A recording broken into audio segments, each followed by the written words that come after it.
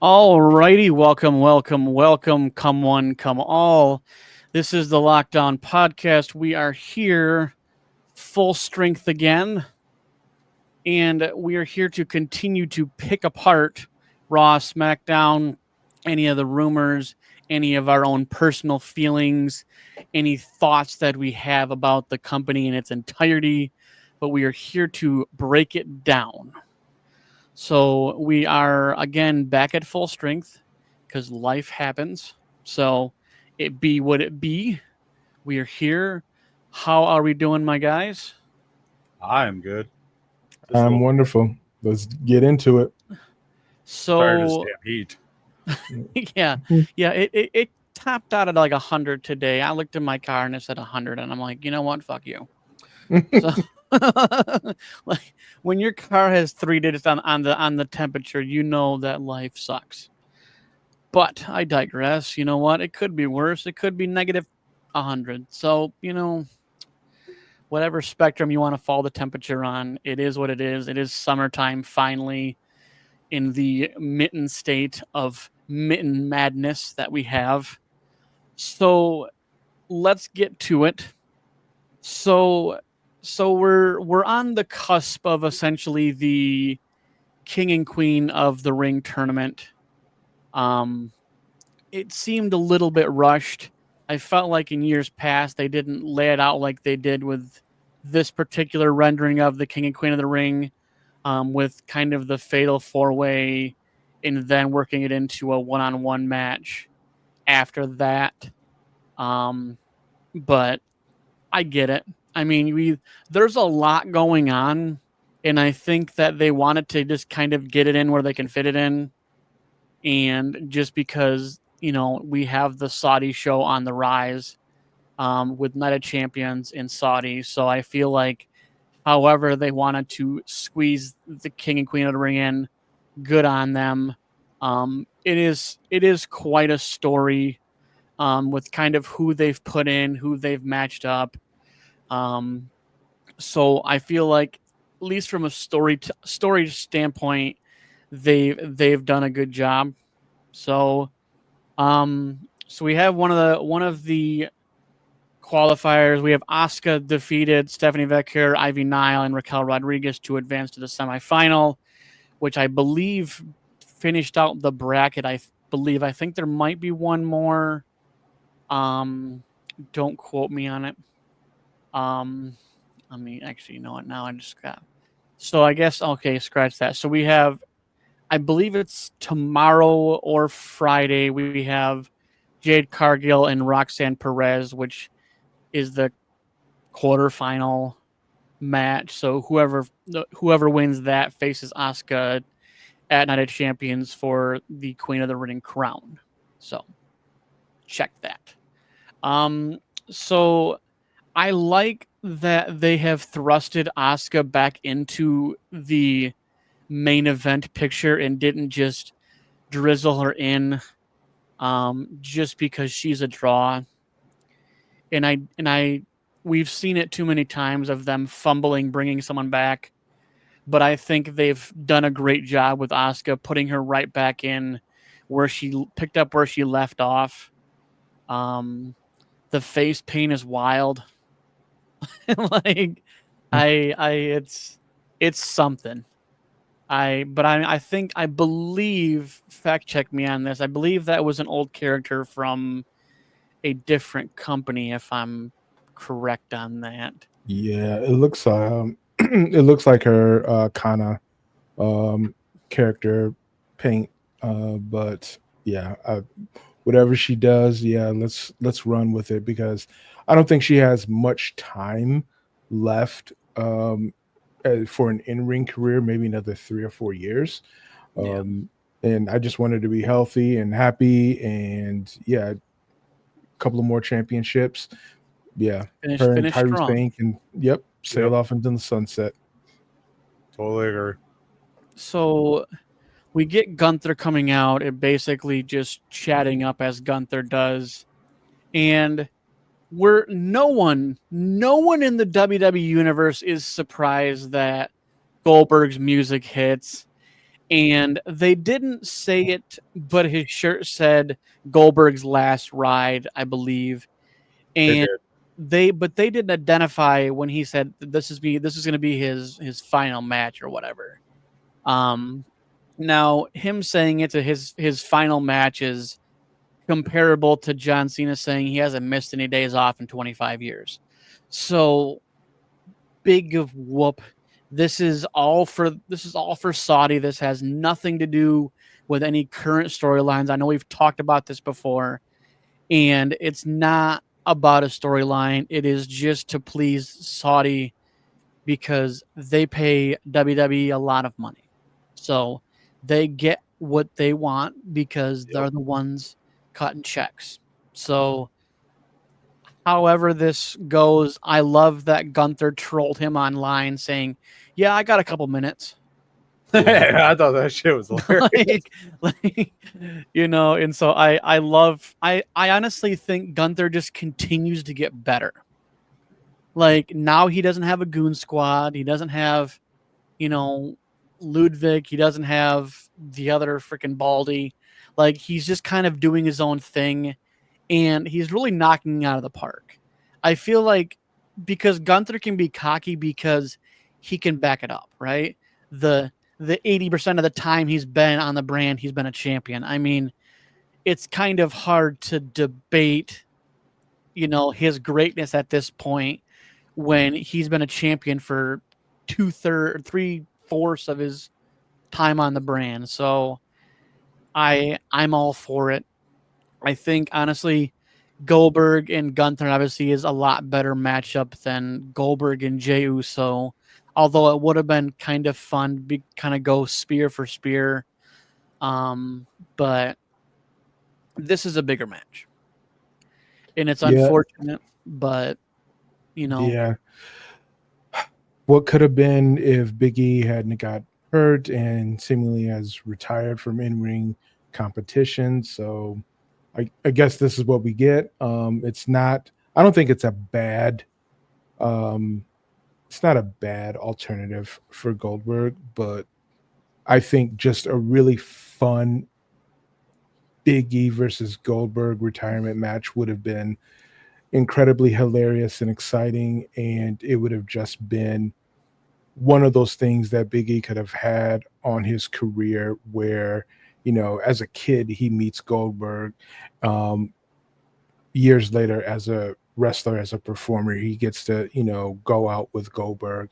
I think that would have just been so poetic for him, but it's Gunther. So, I know they're still in talks of having Big E come back and wrestle. He's been talks about it. Yeah. I mean, his neck injury was bad. I mean, he just needs to stick to do what he's doing. Yeah. Yeah. I don't want to see him get hurt. Okay. No, and I'm okay with it. Like I you've had, Corey Graves got hurt when he was, in his earlier years, and basically wrestler turn. Multiple concussions. Yeah, and a wrestler turned commentator. Nothing wrong with that. And I think that Big E still has the presence of Big E. So it's not like he's not drifting off into to kind of nothing. He still has the draw as being Big E. And so he's still good at whatever he does. And if it just comes down to him commentating, I'm good with that.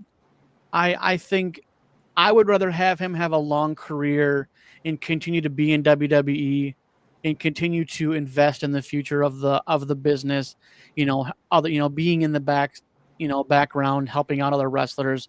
There's a lot of new wrestlers coming up. So, I mean, whatever thing he does, I'm good with it because he's good with it, and I think it's at some point in time, you kind of have to admit defeat.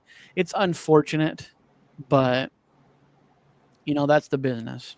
So, So we get AJ Styles versus JD McDonough. I'll never call him JD McDonough, but actually I just did. But so bobblehead.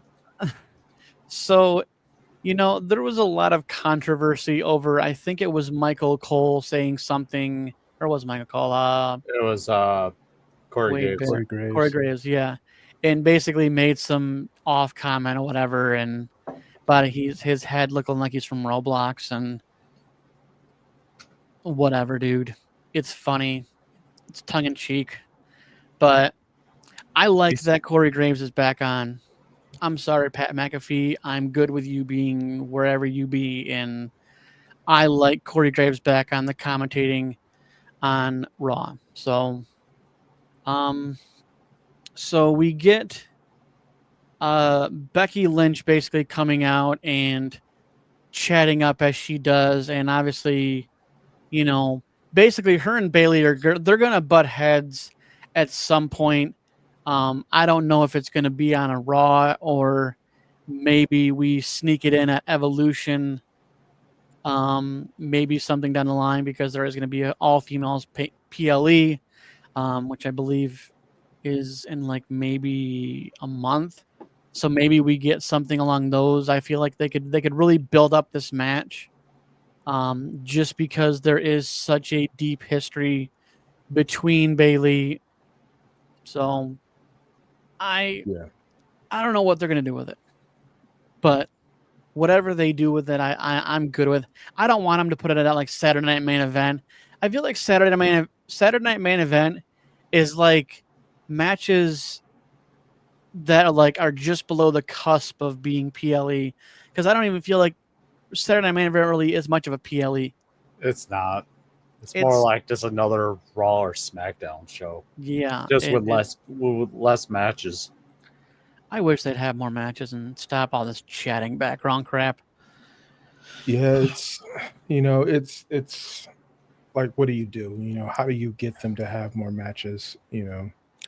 Yeah, it's. I mean, I think they honestly only had 3 or 4 matches on Raw the whole show. But obviously one got cut short, so technically we would have had 4 solid matches. Obviously, one kind of ended abruptly with Liv Morgan getting hurt against Kairi Sane. We wish Liv all the best because it's gonna be a while. I think they were saying along the lines of 4 to 6 months. Now I know there's been chatter as far as vacating the title, but I think we're gonna get Roxanne Perez. And I don't think they're going to like it, but I think they would rather keep the titles in Judgment Day than give them up altogether. So I don't know. It could turn out to be a really good story, with Liv getting pushed out, Roxanne Perez getting pulled in, Yeah. I think it's going to work, what they can do. Well, I mean, and Roxanne Perez is a good fit. She fits. She checks a lot of boxes in Judgment Day nonsense. Let's just put it that way. So, and she's been helping out, and I feel like there's gonna be at some point in time. Obviously, the story's kind of in shambles now with Liv Morgan not being a part of it, for the next 6 months. So I feel like at some point in time, we're going to get Roxanne Perez and Liv Morgan at some point, probably Survivor Series, probably I don't even know, probably even further than that. So, but I feel like that's got to happen. I feel like it was going to happen, but obviously as things happen in the ring, plans change. Now we're on plan B. And I think that, again, is Roxanne Perez and Raquel Rodriguez basically being the tag team champions. So, I mean, it's a tale as old as time. I mean, you kind of seen the same thing when Naomi jumped in when Jade Cargill was injured, even though obviously hers was more storyline versus real life injury. But it's not uncommon for someone to take a place. And I know we talked about, I forgot what rule it said it was in regards to like the groups of 3 and whoever can defend the titles. Forgot what you guys said. Oh, the Freebird rules. Yeah. Freebird rules. So I don't know if that's going to kind of be a thing moving forward, just as a general backup, in a worst case scenario. But Yeah, I think so. I think that's what they'll do. I definitely think we're going to get something on Monday, and we're going to get some answers. So, I think so too. but so the final match of the night, we get Jay versus Sheamus, Rusev, and Bronson Reed. I mean, I honestly would have lobbied for anybody but Jey Uso. I love Jey Uso. We all love Jey Uso, but like, what about Bronson Reed?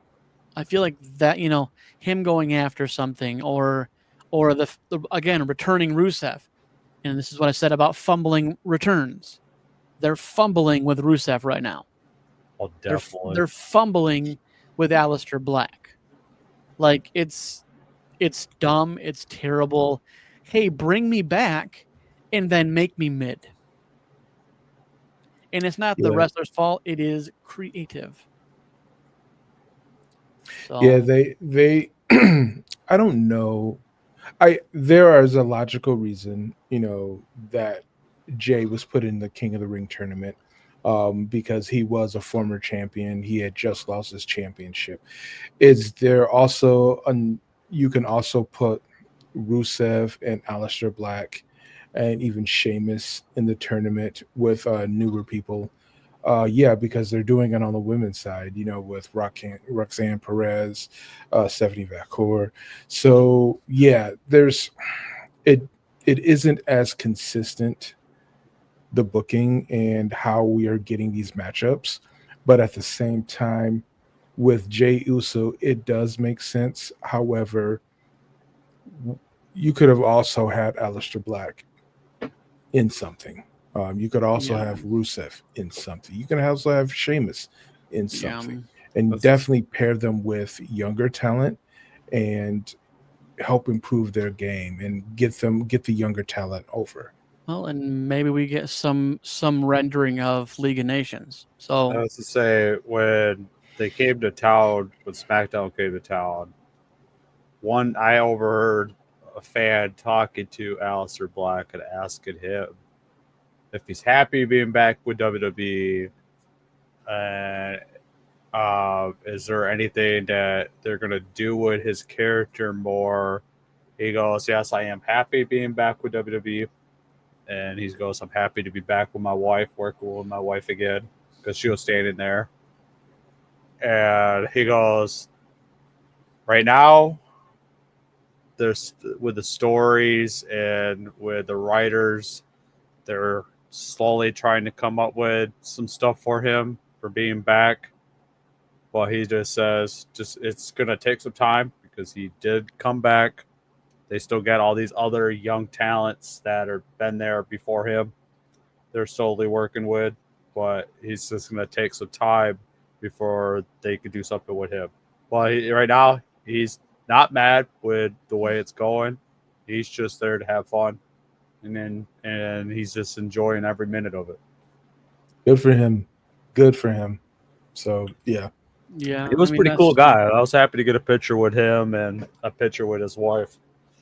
All right, quick interjection. I just got to know who's taller, Tim, you or Zelena Vegas? Who's taller? Me? I had to sink down to her level. I had to crouch down. Oh When goodness! she I was stands- hoping you would go the other way with that. Dude, when she's standing like a bear. when she stand next to me, pretty much her head is probably And your in the middle of my chest and my stomach. on his titties. And standing next to Aleister Black, I was taller than him. Well, yeah, I mean, he's probably like 5'10", maybe. Something like that. Yeah. So SmackDown, of course, was in our city, in the city, Grand Rapids, motherfucking Michigan. And I tell you, like, if it like it sucks. If I would have had extra money to go to this event, I freaking would have if I knew it was gonna get unpacked like a motherfucker in Grand Rapids. Okay, like like I told these guys before we did the broadcast, I tried to call to get tickets to it. and they had one ticket left for the show. We didn't ask where the seat was, but the last ticket was $150. Yeah, which is I'm guessing it was probably wild. floor. Oh shoot! Yeah. Then that was probably like up in like 126, up in like 100 feet. No. That was not like it was probably that one chair. Like remember the last time we went there, we were on the floor and we're like, yeah, we're on the floor, but like we're all the way to the back. And it was Yeah. literally Mm. it was the shittiest seats ever. It was like being behind a pole at Fenway Park. Like Oh, Yeah, it was crap. It was crappy seats, but at the end of the day, it was Raw, and I got taken out by I think it was Charlotte and it was someone else. Charlotte, yeah, Io Sky. her, and then Bianca Belair, and I think Jade, Yeah. and they're the ones that ran past me and pushed me, and they're like, "Sorry." They put, He's like, I'm never washing this shirt ever again. and I'm like, "I didn't care." This shirt is on Tim's wall in a shadow box. oh my Air sealed. Still smells Yeah. like Jade Cargill's baby oil. Oh God. No one's mad. No one is mad. Congratulations, Tim. I was mad. Oh. I was okay So with it. so the show kicks off with LA Knight basically cutting LA Knight promos. And obviously in typical fashion, we get Braun Breaker and Bronson Reed basically coming out after LA Knight basically had a bunch of words with one Paula Heyman whose voice cracked. And LA Knight let him know it. I'm Oh, yeah. sorry. There has to be a certain degree of improvisation that these when they're doing these bits, they do. And I love LA Knight. I think yes, he's floundering in the mid card, but I tell you, he cuts good promos. He has great mic skills. He has a great presence about him, and he's running with whatever they're giving him, and good on him. So, but obviously thwarts off the attack. Basically hits Bronson and Braun both with chairs, and then that's basically the end of that. But I really feel like at some point in time here, we're gonna have to have LA Knight, Seth Rollins. I would maybe say we get it this Friday, maybe. Just because, I mean, it doesn't have to be an important match. And I think they probably did a double taping at Van Andel. So hopefully there's no spoilers. no. Did they not? They're having SmackDown at where they're having Night of Champions. Are they? Oh, so Yeah, they're they're having probably it there. Okay. all getting I ready to leave to head over there. I Yeah. know. I was say they always do the double tapings, but I wasn't sure Yeah. if they. They're having SmackDown there. Oh, learn something new every day. So we get Asuka and Alexa Bliss in the semifinals, and great match, clean match, no nonsense, just a good match. I said this a million times. I'm over the outside interference stuff. I love a good, clean match. And obviously Alexa Bliss takes the L and Asuka goes to the finals. And I'm not mad about that either. Like, I don't care if it was Alexa Bliss or Asuka. I feel like, a good story is a good story and a good, clean match is a good, clean match. And Alexa Bliss ain't done. No. So, I mean, they're going to work her in somewhere. And I feel like maybe by the end of the year, maybe going into WrestleMania, she'll have a championship match and she'll win. Mm-hmm. I want the 5 Feet of Fury back. That's what I want. Like, I don't mind. I love the homage to Bray Wyatt, and a lot of her gear and stuff and her finisher, which is kind of she actually modified the Sister Abigail. They call it the Sister Abigail DDT now, which I think is a good rendering. It's basically a cross between Sister Abigail and her actual finisher, which was just a DDT, but I like that they kind of jazzed up the move and kind of gave it a little bit of twist. So but I see her being champion sooner rather than later. So Yeah. I think we definitely need some changes in champions. I feel like they've been kind of lingering around a little bit in the women's division. Maybe we get some stuff at Evolution. Wait and see, right? Wait and see. Right. You know what? And then for SmackDown, it was just odd that they had it on there posted for Trish Stratus to be there, but she never showed. Mm. Yeah, Could be travel could be travel issues. Probably. It's also hot, you know. yeah, like Michin. And plus, Canada has been having all those fires and stuff. Oh yeah, yeah. That is true. There's a lot going on in the world. So we're supposedly supposed to have this match, which I don't even know why it was even a thought of a match, but Kit Wilson versus Aleister Black. And I don't like these throwaway matches. Aleister Black is too damn good to have throwaway matches.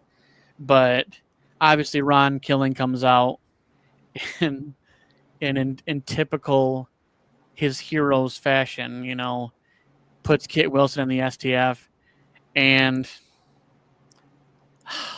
And Aleister Black just stands there like, he what just the hell? stands there. He just stands there. He's just like, I don't even know what's going on. But I love this for R-Truth. I don't even Yeah. care.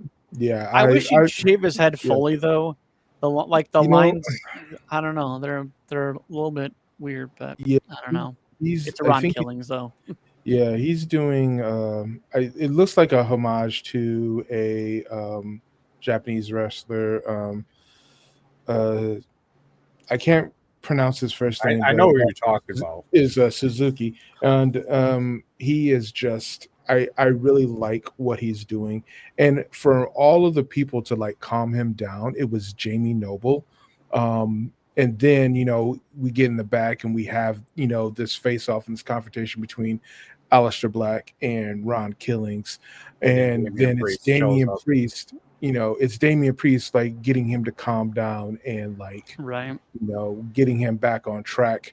But we still see that, you know, like that Ron Killing style. Yeah, that edge that he just, you know, I just want to hurt somebody.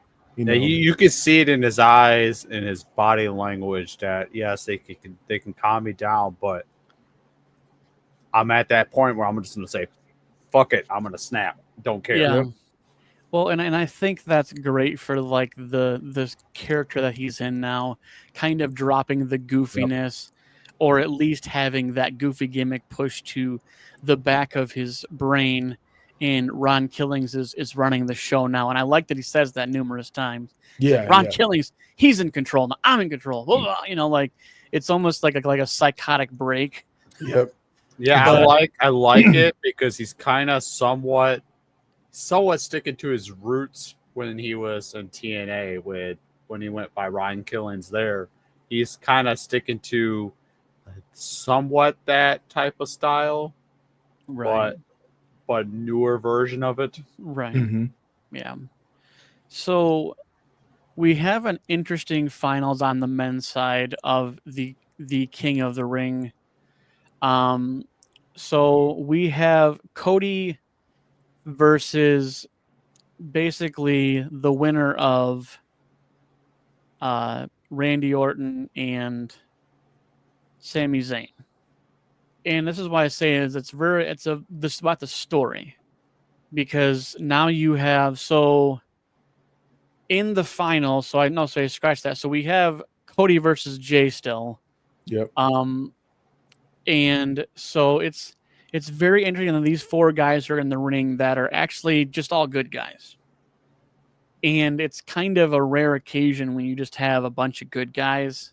Usually you got to have the heel face kind of gel mix, but it's just and then so like however this spins out, it's going to be very interesting. Because basically now we have Randy Orton versus either Cody Rhodes or Jey Uso at King of the Ring. And however this plays out, it's going to be like, I think the 4 letters versus the 3 letters, I think would be a good match. I love the fact that Randy Orton can still spin a promo, better than the rest, and yeah, it's going to be an interesting King of the Ring. Let's just put it that way. So we get Tiffany Stratton, who apparently wants to have a last woman standing match with Nia Jax. I don't see this bidding her favor, but Tiffany's going to pull this rabbit out of her ass, or Naomi cashes in. I had someone point this out to me, and I didn't get it until, okay, so do you remember a while ago before when Naomi, before the Money in the Bank stuff, and she came out and she had razor blades in her hair, right? Yeah. And in the following week, she went and had red hair. And I didn't think about it until the whole razor blade thing she has going on. Like, she had the ring gear with razor blades and stuff like that, and the whole caution, proceed with caution stuff like that. It's very subtle. And even for me who watches it, I didn't get it for a second until someone told me about it. And I'm like, I guess that makes a lot of sense. Like, she's kind of dying to the old Naomi, I guess you could say. And like I've said last week or in the weeks prior, is like, I like this new Naomi. Oh, me too. I like everything about it. I think they're finally giving her a platform to just do her. And it's kind of funny because her husband is like a face and she's a heel, and I love the the parallel, I guess you could say. But so yeah, I don't see, I want to say they're going to have this on probably Friday, the last opening standing match between Tiffany and Nia Jax. And honestly, I think this is probably the best time for Naomi to cash in. And I like that they've given no thought to Io Sky one bit, just because there's so much story between Naomi, Tiffany Stratton, Nia Jax. Like, there's a lot to build off, and it's been going on for so long, for literally the past year, and so it's only fitting that Naomi cashes in on Tiffany Stratton, because that's how it happened the other way around. So, good long-term story booking. Mm-hmm.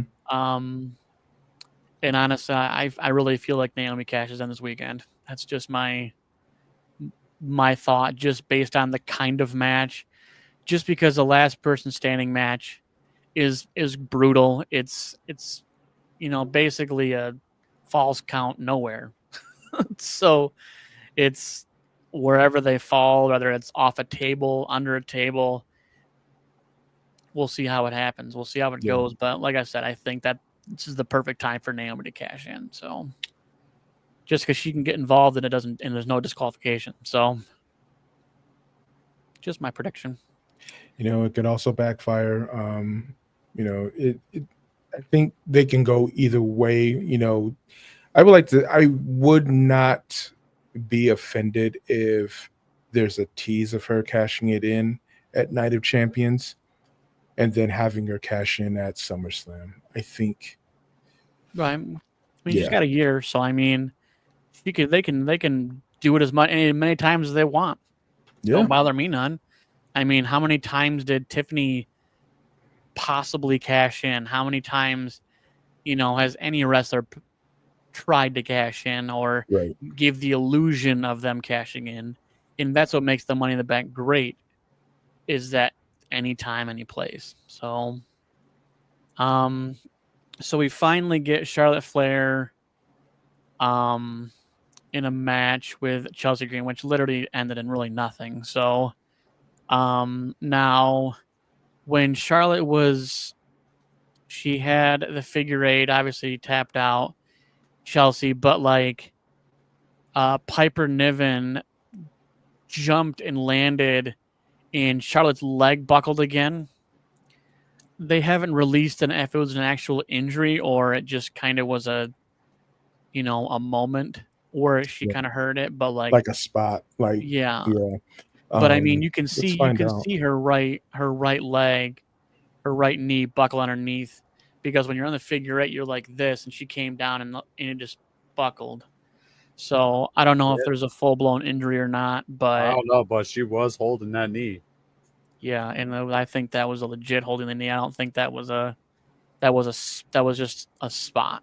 I know Yeah. every time they kept kicking her, punching her, she was sitting there hardcore holding that Yeah, knee. well, because Piper never kicked her one time after that, and then she stopped because, usually when someone stops their attack, it's not.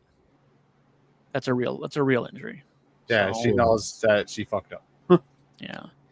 So we get Solo Sikoa thinking that he is going to get Jacob Fatu to tell him that I love you, Solo.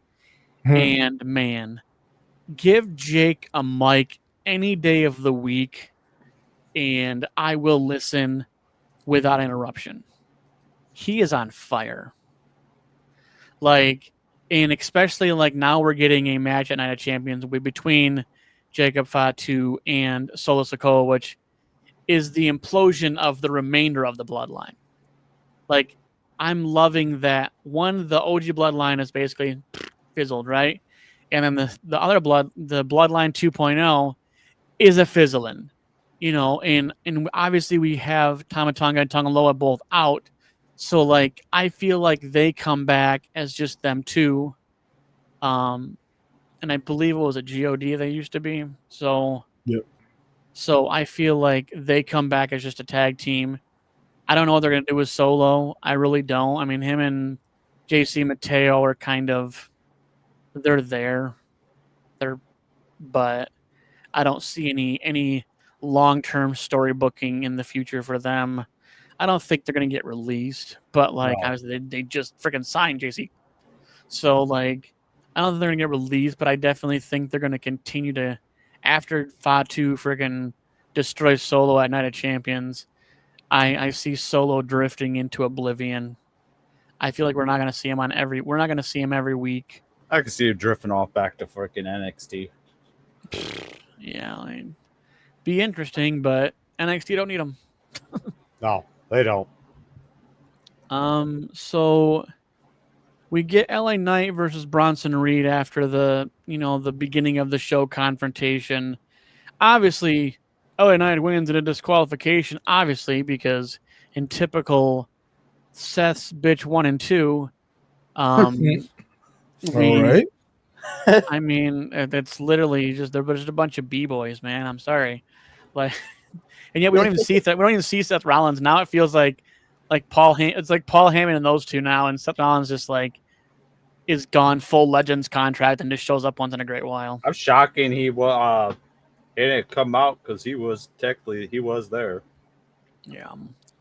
Well, and maybe in typical fashion, they might have just, kicked the plans as Probably. they do. They're definitely not as kick the plans like one Vinnie Mac, but Right. I've been hearing a lot of murmuring from probably at least 4 different sources on YouTube in regards to people really complaining about how Triple H is running things. And I think like what the product we see is fine, but like we're just seeing the decision. We're not seeing the process of the decision making. Right. And it seems to be there's a lot of people in back that are not too happy with Triple H and how things are going, in the back. A lot of I don't people are know. saying they're not too happy the way TKO is running it too.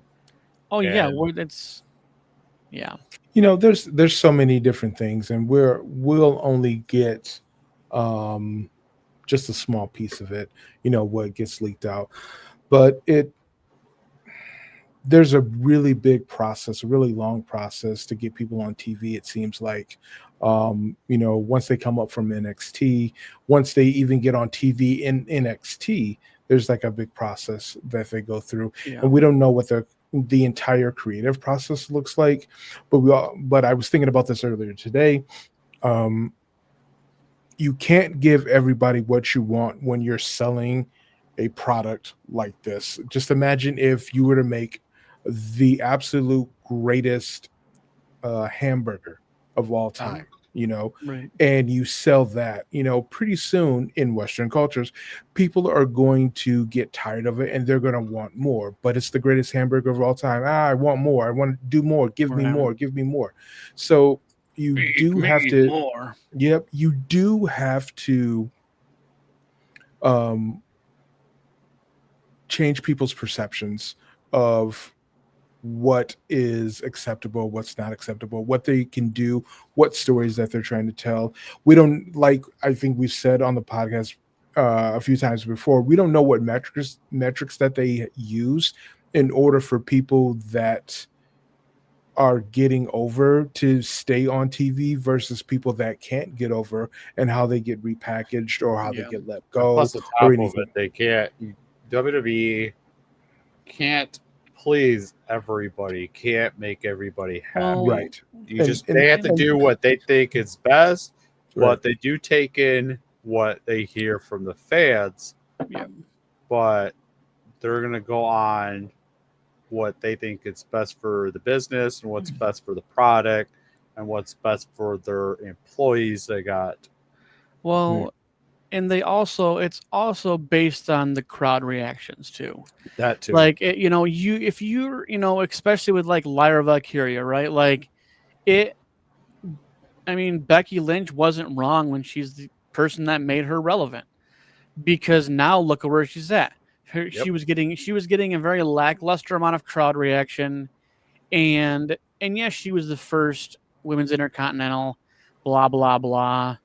That tournament was a farce, anyways. But like, and they gave it to her, and they wanted to see what she was going to do and let it ride and see how it went, and it kind of flopped. So like now you're gonna have to lean back on your top tier stars to basically make that belt relevant. Yep. And if Becky has to hold it, or Bailey has to hold it, or Charlotte has to hold it, whoever has to hold that title to bring it from here to here, they're going to do that. Right. And so they're listening in back. And when you're not getting a reaction, because they've always made the joke about like piping in noise and stuff like that, and I feel like I don't think that's a thing now. I think that was a Vinnie Mac thing. You know what, I wouldn't be surprised if they're still doing, because it is a psychological thing. It's the same way of having a laugh track on a TV show or whatever have you. But yeah, it does make sense to me that they would use different metrics and different responses from the crowds, what they're seeing, um, to like move championships around, and to Right. give wrestlers, either a break or validation, or have them be off TV so they can work on their craft or whatever have you. But you again, it can't be we can't week after week get everything we want, or R-Truth would have been champion a few times years definitely. ago. Same with Sheamus. He would have already got his IC title. Grand Slam. yep, his Grand Slams up. Thank you.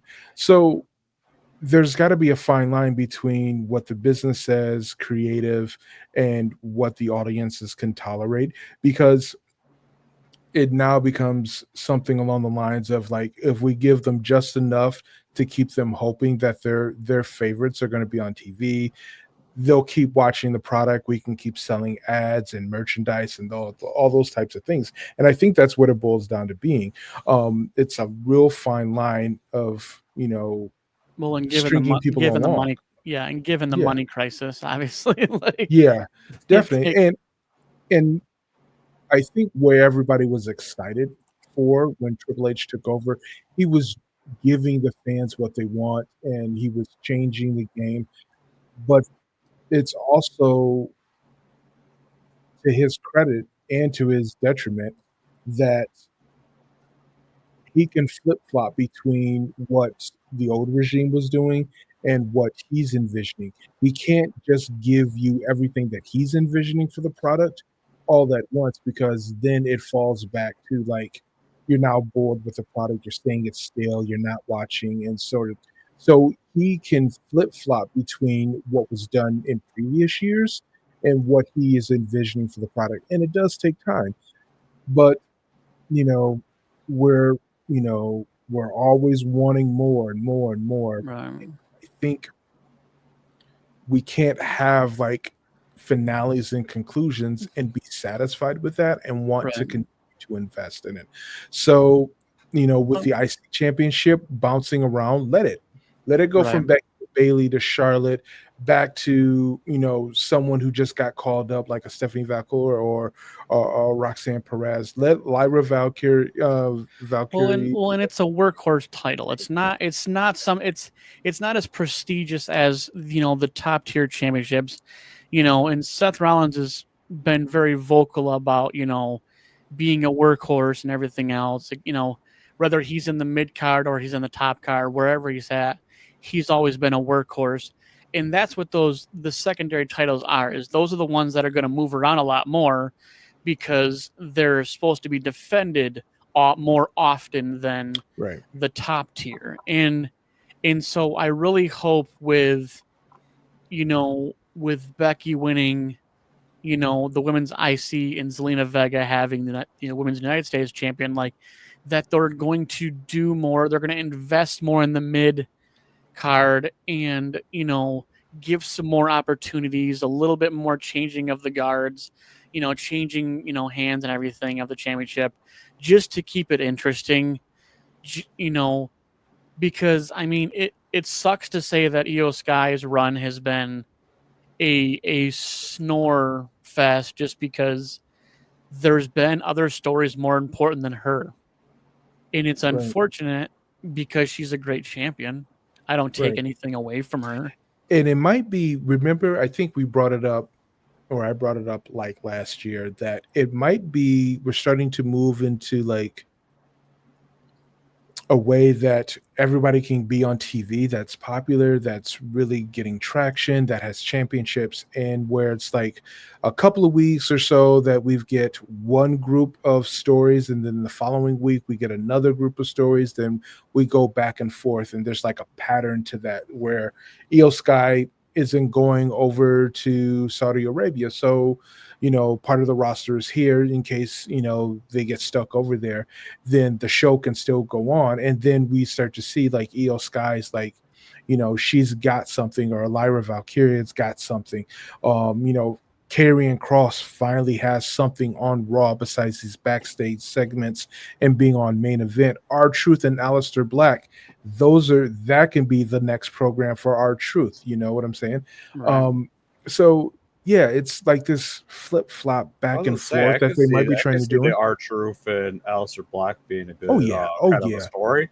Yeah. I think it'll be a great one. Yeah. And I think it's okay to sometimes have a mid card that's very eventful, because like I said, when you're trying to make the mid card titles relevant and everything else, you kind of have to have more invested storylines than with the main championships, because usually those are like, oh, I won this fatal 4-way to get my match. You don't even have to have any story built to it. You just, here's 4 people enter, and they go towards that. Versus the mid card, I feel like having more story building, just because those titles are going to change hands more often. Mhm. So they're more invested than the main championship, and it sucks that some people have to take the fall for that, but it is what it is. Yep. But so we get Ron Killings versus John Cena, obviously ending in a disqualification. Go frickin' figure. And But then he got the obviously, win. Even though yeah, it was a DQ, he got the win. exactly. Yep. And so then obviously that led to the John Cena pipe bomb, and now this is a great 14-year story booking. And so the previous pipe bomb, there was also a match with John Cena and R-Truth. Truth. So Mhm. like 14 years in the frickin' making, Like, I love it. I think that it's long-term storybooking at its finest because everything else aligned. Just a different person dropping a pipe bomb. And honestly, I think John Cena's pipe bomb was better than CM Punk's. Even though You know, I think there was a lot of yeah, parallels from the yeah, original pipe bomb by CM Punk, but I th- I didn't watch the first one, and I listened to the second one because Seth wouldn't turn it off before we started the stream. But what I can say is that I'll be glad when they're both gone. Air 5. And even then, I think CM Punk doesn't win in Saudi Arabia, and I think CM Punk may get another shot somewhere yet this year. I think that match ends in a disqualification. I think it puts CM Punk more in a babyface mode for some other things heading into the summer. But I really think that John Cena really delivered, and since he turned heel, this promo has probably been one of his top It was his best. his top delivery and trying to get people to either turn on Punk or try to get them invested into watching the match. They're not my favorites to watch. However, this story between Punk and Cena has some interest in it. So, and I'll leave it at that. And and I think there's a lot to build off of these two. They had plenty of things in the early 2010, 2010 and before obviously he left, but I think that obviously I don't think CM Punk wins. Let's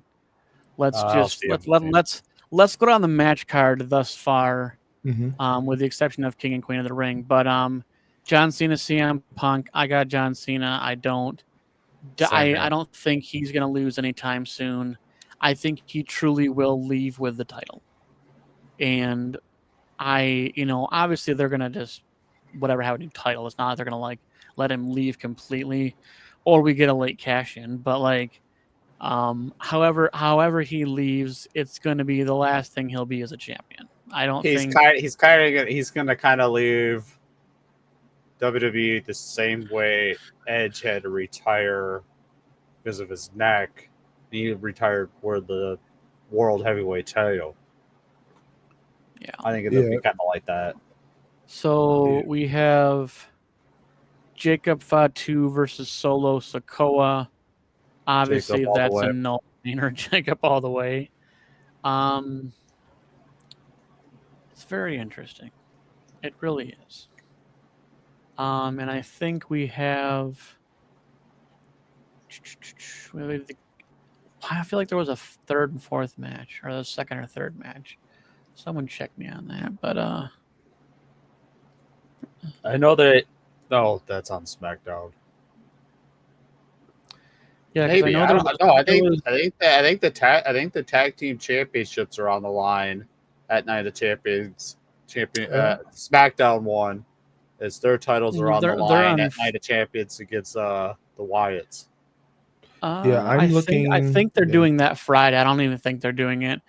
What I have right now is John Cena, CM Punk, AJ Styles versus Dominic Mysterio.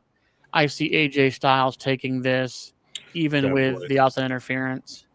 And then so we have the King Queen of the Ring. So right now, as it sits, Randy Orton versus either Cody Rhodes or Jey Uso. I don't want Cody to win. I feel like I'm over his story. He's kind of played out. Jey Uso is striking while the iron's hot. I don't think So there's two really good stories there with Randy versus Cody and Randy versus Jay. Randy and Jay have, previous bloodline beef that they could revisit. Um, but also you've got the mentor versus mentee and Randy Evolution. versus Cody. So that might be the bigger story. Also, too, as much as we want to say that, Triple H is in charge of booking, it's not this time. So whatever the Saudi government and their business investment deal is saying, that's what we'll get. Um, And I think honestly, it doesn't matter who Randy Orton faces. I see Randy Orton as winning because if you want to look at Saudi and their history of pushing the more veterans or legends, I mean, there's not a bigger current legend than Randy Orton. No. And I want to see him go for number 15 and get his number 15 because it's been a minute. You know, it's been quite some time since Randy's held gold, with the exception of tag teams, but like those don't matter. Randy Orton is a singles competitor through and through. The tag team thing with Riddle was, a means to an end. The same thing with him and Kevin Owens, like it's a means to an end. Randy is best by himself. So I say I don't care if it's Cody or Jay. I'm saying Randy's pulling this one out. Well, definitely 100%. So Queen of the Ring is Asuka versus either Jade Cargill or Roxanne Perez. And again, I don't care if it's Jade or Roxanne. I want Asuka to win. Now it's going to be Asuka or Jade Cargill. I don't see Roxanne Perez winning unless she has help from the outside, which I don't see that happening because you know what? We still, with Roxanne, we could have Judgment Day. We could have Raquel Dominic Rodriguez. come out. Yep. And Yeah. Dominic, And yeah. once So we figure out that tag team debacle on Monday, we'll be able to understand more of what that match is going to be. But I say either way, Asuka wins. It's Asuka or Jade. I would say 60% of me saying Asuka, 40% saying Jade Cargill. I'm gonna go But with that's Jade. just me. yeah, I would like to see Jade. She does have that movie coming up that she just was chosen for a role for. So WWE might want to push her a bit because it would bring more eyes on the product if she has a championship to go to like red carpet premieres or be seen within that sort of thing. So that might work in her favor. But definitely pairing best for business. either one of those two with Asuka is going to get a quality match. So yeah. So yeah, I mean, it's definitely, there's a lot going on. There's a lot of moving parts. Plus, with Asuka, and if it is Asuka with her talent of wrestling and the way Jade is kind of little rusty.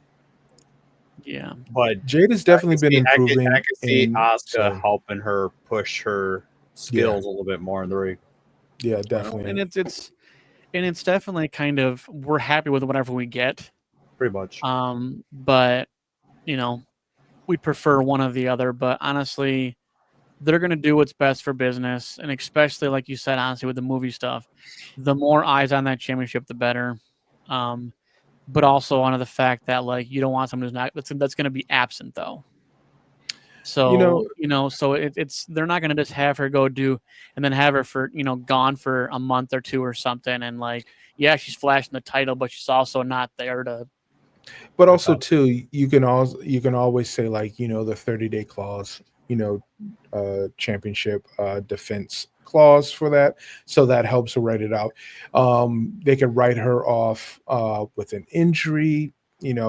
Obviously they probably wouldn't put the championship on her if she's going to be injured. But I mean, it also too means that there's some, they can do some things. So it could go either way. I would like it for it to be Jade and Asuka, and whomever wins. Um, But the match they get is until SummerSlam anyways. So Yes. I mean, yes, so technically, even if Jade won, she wouldn't have to do anything really too much, right? At the current juncture. And plus, SummerSlam isn't. it all depends on when she has to start filming for this movie. Yeah, SummerSlam not until August, so it's not like, I mean, there's plenty of gap, in between winning King and Queen of the Ring and SummerSlam. So, it's going to be more or less like we're either going to get Asuka versus one of the champions, or and honestly, like, I think it'd be kind of cool to have two champions, from out of the country, we'll say. So, I think that would be something that'd be sellable. Mhm. Just because that was kind of the going thing of why they put it on Io Sky, Japanese born and stuff like that, and getting more eyes from that side of the globe. So maybe they do the same thing with Asuka, and then now we have two.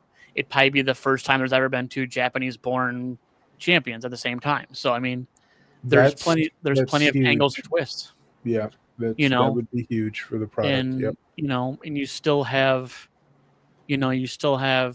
Stephanie Vacar in the background, one of the only Chilean born. You have, so there's a lot of stories that could come in the next like 6 months, just Mhm. because if they want to push the narrative of people from other countries being champions and bringing more eyes in the product, I'm all for it. I think honestly, it's new, it's refreshing, it's something different, and I think that's honestly the gist of most people in the WWE realm, the WWE universe. I feel like we want something different, want something fresh. We've been getting the same tapioca pudding for a while. Like, switch it up, and again, whatever they give me, obviously I'm gonna eat because I'm hungry. But like, metaphors. But yeah. So yes.